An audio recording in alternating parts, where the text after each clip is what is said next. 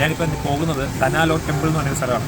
അത് ഒരു ചെറിയൊരു കുട്ടി ഐലൻഡ് പോലെ ബാലിയുടെ ഒരു അറ്റത്ത് നിൽക്കുന്ന ഒരു ടെമ്പിളാണ്. കാണാൻ ഭയങ്കര രസമാണ്. പക്ഷേ ഇത്രയും നേരം കണ്ട ഒരു ബാലിയല്ല നമ്മൾ ഇവിടേക്ക് വന്നപ്പോഴത്തേക്ക് കുറച്ചും കൂടെ ആംബിയൻ്റ് ആയിട്ടുള്ള പോഷായിട്ടുള്ള സ്ട്രീറ്റാണ്. പ്രത്യേകിച്ച് ആർട്ടി ക്രാഫ്റ്റ്, ബാലിയിൽ ഒരുപാട് ആർട്ടി ക്രാഫ്റ്റ് സ്കൾപ്ചേഴ്സ് കാണുന്നു. അപ്പോൾ അതൊക്കെ ഇങ്ങനെ ഈസി ആയിട്ട് കിട്ടുന്ന ക്ലോത്തിങ് ഒക്കെ പർച്ചേസ് ചെയ്യാൻ പറ്റിയ പോലത്തെ ഒരു സ്ട്രീറ്റാണ്. കണ്ടോ, എൻ്റയർലി ഡിഫറെൻറ്റ് വൈബാണ്. അപ്പോൾ നമുക്ക് ഈ തനാലോ ടെമ്പിൾ എങ്ങനെ ഇരിക്കുന്നത് കാണട്ടെ.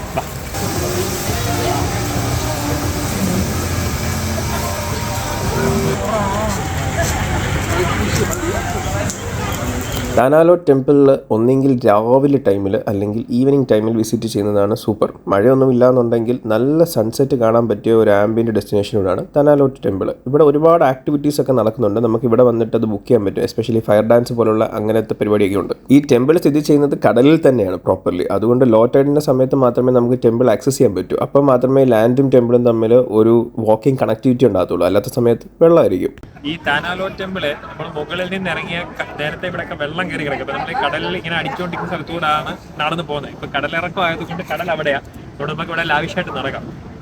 അവിടെ ഒരു കല്ലും നല്ല രസമാണ് കേട്ടോ. ഫുള്ള് നല്ല ഗാർഡനൊക്കെ സെറ്റ് ആയിട്ടുള്ള ഒരു ടെമ്പിളാണ്. പക്ഷെ നമുക്ക് അതിനകത്ത് കയറാൻ ഇപ്പോൾ വകുപ്പില്ല, ക്ലോസ്ഡ് ആണ്, വിസിറ്റേഴ്സിന് അലൗഡ് അല്ല.